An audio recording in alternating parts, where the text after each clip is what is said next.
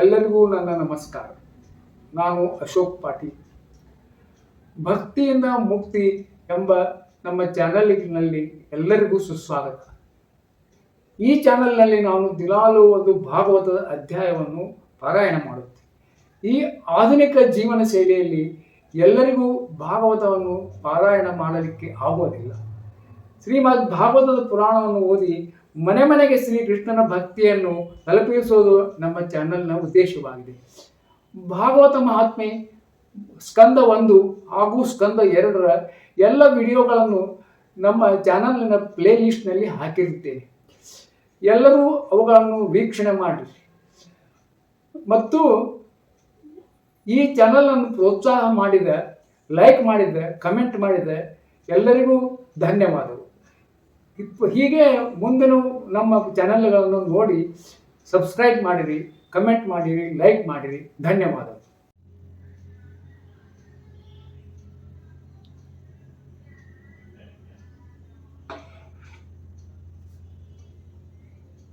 ಶ್ರೀ ಗುರುಭ್ಯೋ ನಮಃ. ಶ್ರೀ ಸರಸ್ವತಯೇ ನಮಃ. ಓಂ ನಮೋ ಭಗವತೆ ರುದ್ರಾಯ. ಓಂ ನಮೋ ಭಗವತೆ ವಾಸುದೇವಾಯ. ನಾವು 3ನೇ ಅಧ್ಯಾಯದಲ್ಲಿ ಸತಿದೇವಿಯು ತಂದೆ ಮಾಡುತ್ತಿದ್ದ ಯಜ್ಞೋತ್ಸವಕ್ಕೆ ಹೋಗಬೇಕೆಂದು ಹಠ ಮಾಡಿರುವುದರ ಬಗ್ಗೆ ಪಾರಾಯಣ ಮಾಡಿದ್ದೀವಿ. 4ನೇ ಅಧ್ಯಾಯ ಸತೀದೇವಿಯ ಅಗ್ನಿ ಪ್ರವೇಶ. ಶ್ರೀ ಮೈತ್ರೇಯರು ಹೇಳುತ್ತಾರೆ, ಎಲೆ ವಿದುರನೇ, ಸತೀದೇವಿಗೆ ಇಷ್ಟನ್ನು ಹೇಳಿ ಭಗವಾನ್ ಶಂಕರನು ಸುಮ್ಮನಾದ. ದಕ್ಷನ ಮನೆಗೆ ಹೋಗಕೊಡುವುದು ಅಥವಾ ತಡೆಯುವುದು ಎರಡೂ ಅವಸ್ಥೆಗಳಲ್ಲಿ ಸತಿ ಪ್ರಾಣತ್ಯಾಗದ ಸಂಭವವಿದೆ ಎಂದು ಅವನು ತಿಳಿದುಕೊಂಡನು. ಇತ್ತ ಕಡೆ ಸತಿದೇವಿ ಬಂಧುಗಳನ್ನು ನೋಡೋಣವೆಂದು ಹೊರಗೆ ಹೋಗುವುದು ಮತ್ತು ಸ್ವಾಮಿಯಾದ ಶಂಕರನು ಕೃತ್ಯನಾಗಿರಲಿ ಎಂದು ಹಿಂದಿರುವುದು, ಹೀಗೆ ಯಾವುದನ್ನು ನಿಶ್ಚಯಿಸದೆ ಆಕೆ ಇಬ್ಬದಿಯಲ್ಲಿ ಸಿಲುಕಿ ಚಂಚಲರಾದ. ತನ್ನ ಬಂಧುಗಳನ್ನು ಭೇಟಿಯಾಗುವುದರಲ್ಲಿ ಬಾಧೆ ಉಂಟಾಗಿದ್ದರಿಂದ ಅವಳಿಗೆ ತುಂಬಾ ಖೇದವಾಯಿತು. ಬಂಧು ಪ್ರೇಮದಿಂದ ಆಕೆಯ ಹೃದಯ ತುಂಬಿ ಬಂದು ಕಣ್ಣುಗಳಲ್ಲಿ ನೀರನ್ನು ತುಂಬಿಕೊಂಡು ಅತ್ಯಂತ ವ್ಯಾಕುಲಳಾಗಿ ಅಳತೊಡಗಿತು. ಅವಳ ಶರೀರವು ಗಡಗಡನೆ ನಡುಗತೊಡಗಿತು. ಆಕೆಯು ಅಪ್ರತಿಮನಾದ ಭಗವಾನ್ ಶಂಕರನನ್ನು ಕೋಪದಿಂದ ಸುಟ್ಟು ಬಿಡುವಳೋ ಎಂಬಂತೆ ದುರುದುರನೆ ನೋಡಿದಳು. ನಿಟ್ಟುಸಿರು ಬಿಡುತ್ತಾ ಶ್ರೀಸಹಜವಾದ ಅವಿವೇಕಕ್ಕೆ ಒಳಗಾಗಿ ಶೋಕದಿಂದಲೂ ಕೋಪದಿಂದಲೂ ಸಂತಾಪಗೊಂಡ ಮನಸ್ಸಿನಿಂದ ಆಕೆಯು ತನಗೆ ಪರಮ ಪ್ರೇಮದಿಂದ ಶರೀರದ ಅರ್ಧ ಭಾವವನ್ನೇ ಕೊಟ್ಟಿದ್ದ ಸಜ್ಜನ ಪ್ರಿಯನಾದ ಭಗವಾನ್ ಶಂಕರನನ್ನು ಬಿಟ್ಟು ತವರು ಮನೆ ಕಡೆಗೆ ಹೊರಟೇ ಬಿಟ್ಟು. ಹೀಗೆ ಒಡತಿಯು ಒಬ್ಬಂಟಿಗಳಾಗಿ ಹೆಚ್ಚಾದ ಸ್ಫೂರ್ತಿಯಿಂದ ಹೋಗುತ್ತಿರುವುದನ್ನು ಕಂಡು ಮಹಾದೇವನ ಪರಿವಾರಕ್ಕೆ ಸೇರಿದ ಮಣಿಮಂತ ಮತ್ತು ಮದ ಮುಂತಾದ ಸಾವಿರಾರು ಸೈನಿಕರು ಭಗವಂತನ ವಾಹನವಾದ ವೃಷಭವನ್ನು ಮುಂದಿಟ್ಟುಕೊಂಡು ಇನ್ನೂ ಅನೇಕ ಪಾರ್ಷದರನ್ನು ಯಕ್ಷರನ್ನು ಜೊತೆಯಲ್ಲಿ ಕರೆದುಕೊಂಡು ನಿರ್ಭಯರಾಗಿ ಮಹಾವೇಗದಿಂದ ಆಕೆಯನ್ನು ಹಿಂಬಾಲಿಸಿದರು. ಅವರು ಸತೀದೇವಿಯನ್ನು ವೃಷಭದ ಮೇಲೆ ಕುಳ್ಳರಿಸಿ ಆಟದ ಅರಗಣಿ, ಚಂಡು, ಕನ್ನಡಿ, ಕಲಶ, ಕಮಲ, ಬೆಳಗೊಡೆ, ಚಾಮರ, ಮಾಲೆಗಳೆ ಮುಂತಾದ ರಾಜ ಚಿಹ್ನೆಗಳನ್ನು ತೆಗೆದುಕೊಂಡು ಶಂಖ, ಕೊಳಲು, ದುಂದುಬಿಗಳೇ ಮುಂತಾದ ವಾದ್ಯಗಳನ್ನು ಬಾರಿಸುತ್ತಾ ಗೌರವದಿಂದ ಕರೆದುಕೊಂಡು ಹೋದರು. ಹೀಗೆ ಪ್ರಯಾಣ ಮಾಡಿ ಸತಿದೇವಿಯು ತನ್ನ ಸಮಸ್ತ ಸೇವಕರೊಡನೆ ದಕ್ಷನ ಯಜ್ಞ ಶಾಲೆಯನ್ನು ಪ್ರವೇಶಿಸಿದರು. ಅಲ್ಲಿ ಬ್ರಹ್ಮರ್ಷಿಗಳು, ದೇವತೆಗಳು ಎಲ್ಲೆಡೆಗಳಲ್ಲಿಯೂ ನೆರೆದಿದ್ದರು. ಋತ್ವಿಜರು ಗಂಭೀರವಾದ ವೇದಘೋಷವನ್ನು ಮಾಡುತ್ತಾ ಮಂತ್ರೋಚ್ಚಾರಣೆಯ ವೈಖರಿಯಲ್ಲಿ ಸ್ಪರ್ಧಿಸುತ್ತಿದ್ದರು. ಅಲ್ಲಿ ಮೃತ್ತಿಕೆ, ಮರ, ಕಬ್ಬಿಣ, ಚಿನ್ನ, ದರ್ಬೆ ಮತ್ತು ಚರ್ಮ ಇವುಗಳಿಂದ ರಚಿತವಾದ ಯಜ್ಞ ಪಾತ್ರೆಗಳು ಶಾಸ್ತ್ರವಿಧಿಗೆ ತಕ್ಕಂತೆ ಇರಿಸಲಾಗಿತ್ತು. ಸತೀದೇವಿಯು ಆ ಯಜ್ಞಶಾಲೆಯನ್ನು ಹೊಕ್ಕಾಗ ಯಜ್ಞದ ಯಜಮಾನನಾಗಿದ್ದ ದಕ್ಷನು ಆಕೆಯನ್ನು ತಿರಸ್ಕಾರದಿಂದಲೇ ನೋಡಿದನು. ಅದನ್ನು ಕಂಡು ಅವನಿಗೆ ಹೆದರಿದ ಇತರರು ಆಕೆಯನ್ನು ಆಧರಿಸಲಿಲ್ಲ. ತಾಯಿ ಮತ್ತು ಸೋದರಿಯರು ಮಾತ್ರ ಆಕೆಯನ್ನು ಕಂಡು ಸಂತೋಷಗೊಂಡು ಪ್ರೀತ್ಯಾದರಗಳಿಂದ ಆಲಂಗಿಸಿಕೊಂಡರು. ಆದರೂ ತಂದೆಯು ಅಪಮಾನ ಮಾಡಿದ್ದರಿಂದ ಖೇದಗೊಂಡ ಆಕೆಯು ಸೋದರಿಯರ ಕುಶಲ ಪ್ರಶ್ನೆ ಸವಿಮಾತುಗಳನ್ನಾಗಲಿ, ತಾಯಿ ಚಿಕ್ಕಮ್ಮ ದೊಡ್ಡಮ್ಮಂದಿರ ಗೌರವಪೂರ್ವಕವಾಗಿ ಕೊಟ್ಟ ಬಳುವಳಿಯನ್ನಾಗಲಿ, ಶ್ರೇಷ್ಠವಾದ ಆಸನವನ್ನಾಗಲಿ ಯಾವುದನ್ನೂ ಸ್ವೀಕರಿಸಲಿಲ್ಲ. ಸರ್ವಲೋಕೇಶ್ವರಿಯಾದ ಸತೀದೇವಿಯ ಯಜ್ಞ ಮಂಟಪದಲ್ಲಿ ತಿರಸ್ಕಾರವಾದುದು ಮಾತ್ರವಲ್ಲದೆ ಆಕೆ ಪತಿಗೂ ಅಪಚಾರವಾಗಿತ್ತು. ಹಾಗೆ ಭಗವಂತನಾದ ತನ್ನ ಪತಿಯಾದ ರುದ್ರನಿಗೆ ಯಜ್ಞದಲ್ಲಿ ಹವಿರ್ಭಾಗವನ್ನು ಕೊಡದೆ ದೊಡ್ಡ ದೊಡ್ಡ ದೈವಾಪರಾಧ ನಡೆಸಿದುದನ್ನು ಕಂಡು ಸತೀದೇವಿಯ ಕ್ರೋಧ ಜ್ವಾಲೆ ಭುಗಿಲೆದ್ದಿತು. ಆಗ ಆಕೆ ಇಡೀ ಲೋಕವನ್ನೇ ಕೋಪಾಗ್ನಿಯಿಂದ ಸುಟ್ಟು ಬಿಡುವಳೋ ಎಂಬಂತೆ ಕಂಡು ಬರುತ್ತಿದ್ದಳು. ದಕ್ಷನು ಕರ್ಮ ಮಾರ್ಗದ ಅಭ್ಯಾಸದಿಂದ ದುರಂಕಾರಿಯಾಗಿದ್ದನು. ಶಿವನನ್ನು ದ್ವೇಷಿಸುವ ಅವನನ್ನು ಕಂಡು ಸತಿಯ ಜೊತೆಗೆ ಬಂದ ಭೂತಗಣಗಳು ಅವನನ್ನು ಸಂಹರಿಸಲು ಸಿದ್ಧರಾದರು. ಆಗ ಸತಿದೇವಿ ತನ್ನ ತೇಜಸ್ಸಿನಿಂದ ಅವರನ್ನು ತಡೆಗಟ್ಟಿ ಎಲ್ಲ ಜನರು ಕೇಳುವಂತೆ ಕೋಪಾವೇಶದಿಂದ ತೊದಲುವ ಬಿರುನುಡಿಗಳಿಂದ ತಂದೆಯಾದ ದಕ್ಷನನ್ನು ಸಂಬೋಧಿಸುತ್ತಾ ಎಂತೆಂದಳು. ಸತಿದೇವಿಯು ಹೇಳಿದಳು, ಎಲೆ ತಂದೆಯೇ, ಜಗದೀಶ್ವರನಾದ ಶಂಕರನ ಮಹಿಮೆಯನ್ನು ನೀನೇನು ಬಲ್ಲೆ? ಅವನಿಂದ ಮಿಗಿಲಾದವರು ಲೋಕದಲ್ಲಿ ಯಾರೂ ಇಲ್ಲ. ಎಲ್ಲ ದೇಹಿಗಳಿಗೂ ಪ್ರಿಯವಾಗಿರುವ ಆತ್ಮಸ್ವರೂಪವನ್ನು ಸಮದರ್ಶನಾದ ಅವನಿಗೆ ಯಾರೂ ಪ್ರಿಯರೂ ಇಲ್ಲ, ಅಪ್ರಿಯರೂ ಇಲ್ಲ. ಯಾವ ಪ್ರಾಣಿಗಳಲ್ಲೂ ವೈರವಿಲ್ಲದ ಶಾಂತ ಮೂರ್ತಿಯು ಅವನು. ಅಂತಹ ಮಹಾತ್ಮನನ್ನು ನಿನ್ನೊಬ್ಬನ ಹೊರತಾಗಿ ಬೇರೆ ಯಾರು ತಾನೇ ವಿರೋಧಿಸಿಯಾರು? ಎಲೆ ದ್ವಿಜವರನೇ, ನಿನ್ನಂತಹವರು ಬೇರೆಯವರ ಗುಣಗಳಲ್ಲಿ ದೋಷವನ್ನು ನೋಡುತ್ತಾರೆ. ಆದರೆ ಯಾರೇ ಸಾಧು ಸತ್ಪುರುಷರು ಹೀಗೆ ಮಾಡುವುದಿಲ್ಲ. ಬೇರೆಯವರ ದೋಷಗಳನ್ನು ನೋಡುವುದು ದೂರಗಳಿತು. ಬೇರೆಯವರ ಅಲ್ಪವಾದ ಗುಣವನ್ನು ಕೂಡ ದೊಡ್ಡದಾಗಿ ನೋಡುವವರೇ ನಿಜವಾಗಿ ಎಲ್ಲರಿಗಿಂತ ದೊಡ್ಡವರು. ಆದರೆ ನೀನು ಅಂತಹ ಮಹಾಪುರುಷರಲ್ಲಿಯೂ ಅಪರಾಧವನ್ನೆಸಗಿ ದೋಷಾರೋಪಣೆ ಮಾಡಿರುವೆ. ಶವಸಮಾನವಾಗಿರುವ ಈ ಜಡದೇಹವನ್ನು ಆತ್ಮ ಎಂದು ಸದಾ ಭಾವಿಸುವ ದುಷ್ಟರು ಅಸೂಯೆಯಿಂದ ಮಹಾತ್ಮರನ್ನು ಸದಾ ನಿಂದಿಸುತ್ತಿದ್ದರೂ ಅದರಲ್ಲಿ ಅಚ್ಚರಿ ಏನಿಲ್ಲ. ಆ ಮಹಾತ್ಮರು ಅದನ್ನು ಮನಸ್ಸಿಗೆ ಹಚ್ಚಿಕೊಳ್ಳುವುದಿಲ್ಲ. ಆದರೆ ಸಾಧು ಶ್ರೇಷ್ಠರ ಪಾದಧೂಳಿಯೇ ದುಷ್ಟರ ತೇಜಸ್ಸನ್ನು ನಾಶಪಡಿಸಿ ಬಿಡುವುದು. ಆದುದರಿಂದ ಮಹಾಪುರುಷರ ನಿಂದೆಯಂಥ ನೀಚ ಕಾರ್ಯವು ಆ ದುಷ್ಟ ಪುರುಷರಿಗೆ ಮಾತ್ರವೇ ಶೋಭಿಸುತ್ತದೆ. ಶಿವ ಎಂಬ 2 ಅಕ್ಷರಗಳ ನಾಮವು ಪ್ರಾಸಂಗಿಕವಾಗಿ ಒಮ್ಮೆ ಬಾಯಿಂದ ಬಂದರೂ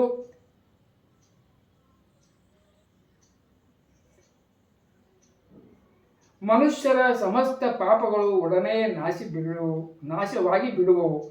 ಯಾರ ಆಜ್ಞೆಯನ್ನು ಮತ್ತಾರೂ ಉಲ್ಲಂಘಿಸಲಾರೋ ಅಂತಹ ಪವಿತ್ರ ಕೀರ್ತಿಯಾದ ಪರಮೇಶ್ವರನ್ನು ನೀನು ದ್ವೇಷಿಸುತ್ತಿರುವೆಯಲ್ಲ. ಅಯ್ಯೋ, ಮಂಗಳಮಯನಾದ ಶಿವನನ್ನು ದ್ವೇಷಿಸುವ ನೀನು ಅಮಂಗಳನೇ ಸರಿ. ಅಯ್ಯ, ಮಹಾಪುರುಷರ ಮನಸ್ಸೆಂಬ ಮುದುಕರುಗಳು ಬ್ರಹ್ಮಾನಂದಮಯ ರಸವನ್ನು ಪಾನ ಮಾಡುವ ಇಚ್ಛೆಯಿಂದ ಯಾರ ಚರಣ ಕಮಲಗಳನ್ನು ನಿರಂತರವಾಗಿ ಸೇವಿಸುತ್ತಿರುವೆವೋ, ಯಾರ ಚರಣಾರವಿಂದಗಳು ಸಕಾಲ ಪುರುಷರು ಬಯಸಿದ ಭೋಗಗಳನ್ನು ನೀಡುತ್ತಿವೆಯೋ ಅಂತಹ ವಿಶ್ವಬಂಧು ಭಗವಾನ್ ಶಿವನಲ್ಲಿ ನೀನು ವೈರವನ್ನು ಸಾಧಿಸುತ್ತಿರುವೆಯಲ್ಲ. ಈತನು ಹೆಸರಿಗೆ ಮಾತ್ರ ಶಿವನು, ಆದರೆ ರೂಪ, ಗುಣ, ವೇಷ ಮುಂತಾದವುಗಳಲ್ಲಿ ಈತನು ಅಶಿವನೇ, ಅಮಂಗಳನೇ ಆಗಿದ್ದಾನೆ ಎಂದು ನೀನು ಶಿವನನ್ನು ನಿಂದಿಸಿದೆಯಲ್ಲ. ನೀನು ಹೇಳಿದ ಈ ತತ್ವವು ನಿನ್ನಿಂದ ಹೊರತು ಬಹುಶಃ ಬೇರೆ ಯಾವ ದೇವತೆಗಳಿಗೂ ತಿಳಿದಿಲ್ಲವೆಂದು ಕಾಣುತ್ತದೆ. ಅದಕ್ಕಾಗಿ ಬ್ರಹ್ಮಾದಿ ದೇವತೆಗಳು ಸ್ಮಶಾನದಲ್ಲಿರುತ್ತಾ ನರಮುಂಡಗಳ ಮಾಲೆ, ಚಿತಾಭಸ್ಮ ಹಾಗೂ ಮೂಳೆಗಳನ್ನು ಧರಿಸಿ ಜಟಗಳನ್ನು ಕೆದರಿಕೊಂಡು ಭೂತ ಪಿಶಾಚಿಗಳೊಂದೇ ವಾಸ ಮಾಡುವ ಭಗವಾನ್ ಪರಶಿವನ ಪಾದಗಳಿಂದ ಉದುರಿದ ನಿರ್ಮಾಲ್ಯವನ್ನು ತಮ್ಮ ತಲೆಯಲ್ಲಿ ಧರಿಸಿಕೊಳ್ಳುತ್ತಾರೆ. ಸ್ವೇಚ್ಛಾಚಾರಿಗಳಾದ ಜನರು ಧರ್ಮ ಮರ್ಯಾದೆಯನ್ನು ರಕ್ಷಿಸುವ ಪೂಜ್ಯನಾದ ನನ್ನ ಸ್ವಾಮಿಯನ್ನು ನಿಂದಿಸಿದರೆ ಅವನನ್ನು ದಂಡಿಸಲು ತನ್ನಲ್ಲಿ ಶಕ್ತಿ ಇಲ್ಲದಿದ್ದರೆ ಕಿವಿಗಳನ್ನು ಮುಚ್ಚಿಕೊಂಡು ಅಲ್ಲಿಂದ ಹೊರಟು ಹೋಗಬೇಕು. ದಂಡಿಸಲು ಶಕ್ತಿ ಇದ್ದರೆ ಆ ದುಷ್ಟನನ್ನು ಬಲಾತ್ಕಾರವಾಗಿ ಹಿಡಿದು ಅಮಂಗಳವಾದ ನುಡಿಗಳನ್ನಾಡುವ ನಾಲಿಗೆಯನ್ನು ಕತ್ತರಿಸಿ ಹಾಕಬೇಕು. ಆ ಪಾಪವನ್ನು ತಡೆದುಗಟ್ಟುವುದಕ್ಕಾಗಿ ನನ್ನ ಪ್ರಾಣಗಳನ್ನು ತೊರೆಯಲು ಸಿದ್ಧನಾಗಬೇಕು. ಇದೇ ಧರ್ಮವಾಗಿದೆ. ಅಪ್ಪ, ನೀನು ಭಗವಾನ್ ನೀಲಕಂಠನನ್ನು ನಿಂದಿಸುತ್ತಿರುವೆ. ಅದರಿಂದ ನಿನ್ನಿಂದ ಹುಟ್ಟಿದ ಈ ಶರೀರವನ್ನು ಇನ್ನು ನಾನು ಇಟ್ಟುಕೊಳ್ಳಲು ಬಯಸುವುದಿಲ್ಲ.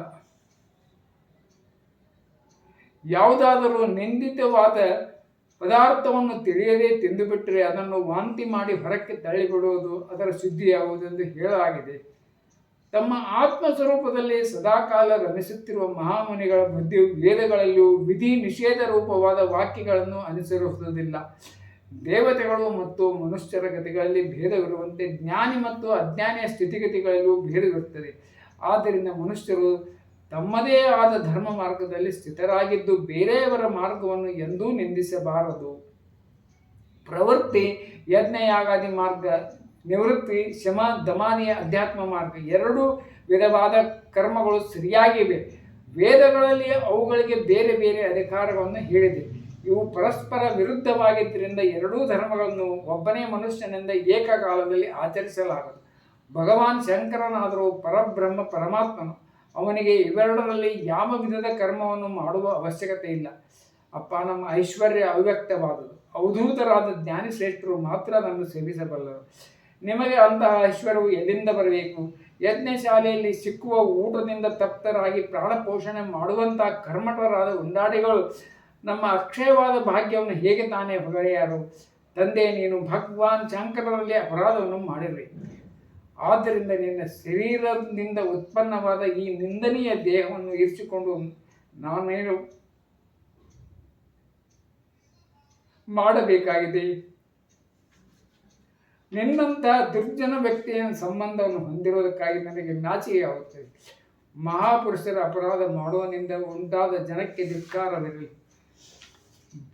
ಭಗವಂತನಾದ ಶಿವನು ನಿನ್ನೊಡನೆ ನನಗಿರುವ ಸಂಬಂಧವನ್ನು ನೆನಪಿಸುತ್ತಾ ಹಾಸ್ಯಕ್ಕಾಗಿ ದಾಕ್ಷಾಯಣಿ ಎಂದು ನನ್ನನ್ನು ಕರೆದರೆ ಆಗ ನಗುವನ್ನು ಮರೆತು ನನಗೆ ನಾಚಿಕೆ ಮತ್ತು ದುಃಖವೇ ಆದಿತ್ತು. ಅದಕ್ಕಾಗಿ ಅದರಿಂದ ಮೊದಲೇ ನಿನ್ನ ಅಂಗದಿಂದ ಉತ್ಪನ್ನವಾದ ಕುಚ್ಚಿತವಾದ ಈ ದೇಹವನ್ನು ನಾನು ತೆರೆದು ಬಿಡುವೆನು. ಶ್ರೀ ಮೈತ್ರೇಯರು ಹೇಳುತ್ತಾರೆ, ಕಾಮಾದಿ ಶತ್ರುವನ್ನು ಗೆದ್ದಿರುವ ಉದಿರನೇ ಸತಿದೇವಿಯು ಯಜ್ಞ ಮಂಟಪದಲ್ಲಿ ದಕ್ಷನಿಗೆ ಹೀಗೆ ಹೇಳಿ ಮೌನವಾಗಿ ಉತ್ತರ ತಿರುಗಿಕೊಂಡು ನೆಲದ ಮೇಲೆ ಕುಳಿತುಬಿಟ್ಟು ಶುದ್ಧ ಆಚಮನ ಮಾಡಿ ಹಳದಿ ಬಟ್ಟೆಯನ್ನು ಹೊತ್ತುಕೊಂಡು ಕಣ್ಣುಗಳನ್ನು ಮುಚ್ಚಿಕೊಂಡು ದೇಹ ತ್ಯಾಗ ಮಾಡುವ ಸಂಕಲ್ಪದಿಂದ ಯೋಗ ಮಾರ್ಗದಲ್ಲಿ ಸ್ಥಿತಳಾದಳು. ಆಕೆ ಆಸನವನ್ನು ಸ್ಥಿರಗೊಳಿಸಿಕೊಂಡು ಪ್ರಾಣಾಯಾಮದ ಮೂಲಕ ಪ್ರಾಣ ಮತ್ತು ಅಪಾನ ವಾಯುವನ್ನು ಸಮಗೊಳಿಸಿ ನಾಭಿ ಚಕ್ರದ ಮೂಲ ನೆಲೆಗೊಳಿಸಿದಳು. ಉದಾನ ವಾಯುವನ್ನು ನಾಭಿಯಿಂದ ಮೇಲಕ್ಕೆಬ್ಬಿಸಿ ನಿಧಾನವಾಗಿ ಬುದ್ಧಿಯೊಡನೆ ಹೃದಯವನ್ನು ಸ್ಥಾಪಿಸಿದಳು. ಅನಂತರ ಆ ಮಹಾಯೋಗಿನಿಯು ಹೃದಯಸ್ಥಿತ ವಾಯುವನ್ನು ಕಂಠ ಮಾರ್ಗದಿಂದ ಭ್ರುಕುಟಿಯ ನಡುವಿಗೆ ಒಯ್ದಳು. ಈ ರೀತಿಯಲ್ಲಿ ದಕ್ಷನಲ್ಲಿ ಕುಪಿತಳಾದ ಆ ಸಾಧ್ವಿ ಮಣಿಯು ಮಹಾಪುರುಷರ ಪೂಜನೀಯವಾದ ಮಹಾದೇವನನ್ನು ಹಲವು ಬಾರಿ ಅತ್ಯಂತ ಆದರದಿಂದ ತನ್ನ ತೊಡೆ ಮೇಲೆ ಕುಳ್ಳಿಸಿಕೊಂಡಿದ್ದ ಪವಿತ್ರವಾದ ದೇಹವನ್ನು ತೊರೆಯಬೇಕೆಂದು ದೃಢವಾಗಿ ನಿಶ್ಚಯಿಸಿ ತನ್ನ ಎಲ್ಲ ಅಂಗಾಂಗಗಳನ್ನು ವಾಯು ಮತ್ತು ಅಗ್ನಿಗಳನ್ನು ಧಾರಣೆ ಮಾಡಿದಳು. ಬಳಿಕ ತಾಪರಹಿತೆಯಾದ ಆ ದೇವಿಯು ತನ್ನ ಪತಿದೇವನಾದ ಜಗದ್ಗುರು ಪರಮಶಿವನ ದಿವ್ಯ ಚರಣಕಮಲಗಳನ್ನು ಮಕರವೊಂದನ್ನು ಧ್ಯಾನಿಸುತ್ತಾ ಬೇರೆ ಎಲ್ಲವನ್ನು ಮರೆತುಬಿಟ್ಟು ಒಡನೆ ಆಕೆಯ ಪರಿಶುದ್ಧವಾದ ದೇಹವು ಯೋಗಾಗ್ನಿಯಲ್ಲಿ ಸುಟ್ಟು ಹೋಯಿತು.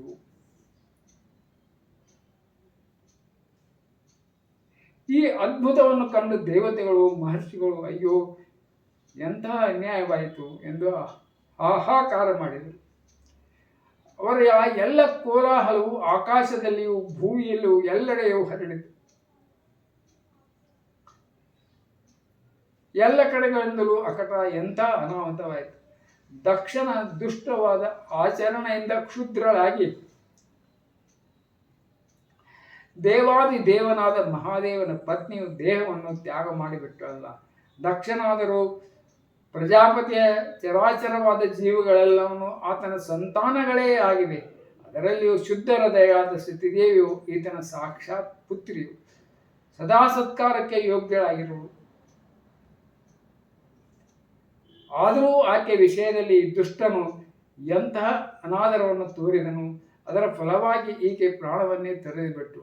ವಾಸ್ತವವಾಗಿ ದಕ್ಷನು ದೊಡ್ಡ ಅಹಿಷ್ಣು ಬ್ರಾಹ್ಮಣ ದ್ರೋಹಿಯೂ ಆಗಿರುವನು. ಈಗ ಇವನಿಗೆ ಜಗತ್ತಿನಲ್ಲಿ ಭಾರೀ ಅಪಕೀರ್ತಿಯು ಬಂದಿತು. ಇವನ ಪುತ್ರಿಯಾದ ಸತಿದೇವಿಯು ಇವನ ಅಪರಾಧದಿಂದ ದೇಹ ತ್ಯಾಗ ಮಾಡಲು ಸಿದ್ಧಳಾದಾಗ ಆಗಲೂ ಈ ಶಿವದ್ರೋಹಿಯು ಆಕೆಯನ್ನು ತಡೆಯಲಿಲ್ಲವಲ್ಲ ಎಂಬ ಆಕ್ರೋಶದ ಧ್ವನಿಗಳು ಕೇಳಿಬರುತ್ತದೆ. ಜನರೆಲ್ಲರೂ ಹೀಗೆ ಹೇಳುತ್ತಿರುವಾಗಲೇ ಶಿವನ ಪಾರ್ಷದರು ಸತಿಯ ಈ ಅದ್ಭುತವಾದ ಪ್ರಾಣತ್ಯಾಗವನ್ನು ನೋಡಿ ಅಸ್ತ್ರಶಸ್ತ್ರಗಳನ್ನು ಧರಿಸಿಕೊಂಡು ದಕ್ಷನನ್ನು ಕೊಲ್ಲಲು ಎದ್ದು ನಿಂತರು. ಅವರ ಆಕ್ರಮಣವನ್ನು ಭಗವಾನ್ ಭೃಗುಮುನಿಯು ಕಂಡು ಯಜ್ಞದಲ್ಲಿ ಅವಿಘ್ನವಡ್ಡವರನ್ನು ನಾಶ ಮಾಡುವುದಕ್ಕಾಗಿ ಅಪಹದಂ ರಕ್ಷಂ ಮುಂತಾದ ಮಂತ್ರಗಳನ್ನು ಉಚ್ಚರಿಸುತ್ತಾ ದಕ್ಷಿಣಾಗ್ನಿಯಲ್ಲಿ ಹೋಮ ಮಾಡಿದರು. ಅದ್ವೈರಿಗಳಾದ ಭೃಗುಮುನಿ ಆಹುತಿಯನ್ನು ಕೊಡುತ್ತಲೇ ಯಜ್ಞಕೋಣದಿಂದ ರುಭು ಎಂಬ ಸಾವಿರಾರು ತೇಜಸ್ವಿ ದೇವತೆಗಳು ಪ್ರಕಟರಾದರು. ಇವರು ತಮ್ಮ ತಪಪ್ರಭಾವದಿಂದ ಚಂದ್ರಲೋಕವನ್ನು ಪಡೆದಿದ್ದರು. ಆ ಬ್ರಹ್ಮ ತೇಜ ಸಂಪನ್ನರಾದ ದೇವತೆಗಳು ಉರಿಯುವ ಕೊಳ್ಳೆಗಳೆಂಬ ಆಯುಧದಿಂದ ಆಕ್ರಮಿಸಿದಾಗ ಸಮಸ್ತ ಶಿವನ ಪ್ರಮಥಗಣಗಳು ಗುಹ್ಯಕರು ದಿಕ್ಕೆಟ್ಟು ಓಡಿ ಹೋದರು. 4ನೇ ಅಧ್ಯಾಯ ಮುಗಿತು. ಇತಿ ಶ್ರೀಮದ್ ಭಾಗವತ ಮಹಾಪುರಾಣೇ ಪರಮಹಂಸ ಸಂಹಿತಾಯ ಚತುರ್ಥ ಸ್ಕಂದೆ ಸತಿ ಹೋತ್ಸರ್ಗೋ ನಾಮ ಚತುರ್ಥೋಧ್ಯಾಯ. ಈ ವಿಡಿಯೋವನ್ನು ಕೊನೆ ತನಕ ನೋಡಿದ್ದಕ್ಕೆ ಧನ್ಯವಾದಗಳು. ಹೀಗೆ ನಮ್ಮ ವಿಡಿಯೋಗಳನ್ನು ವೀಕ್ಷಿಸಿರಿ. ಕಮೆಂಟ್ ಬಾಕ್ಸ್ನಲ್ಲಿ ಹರೇ ಕೃಷ್ಣ ಅಥವಾ ರಾಧೆ ರಾಧೆ ಅಂತ ಕಮೆಂಟ್ ಮಾಡಿರಿ. ಧನ್ಯವಾದಗಳು.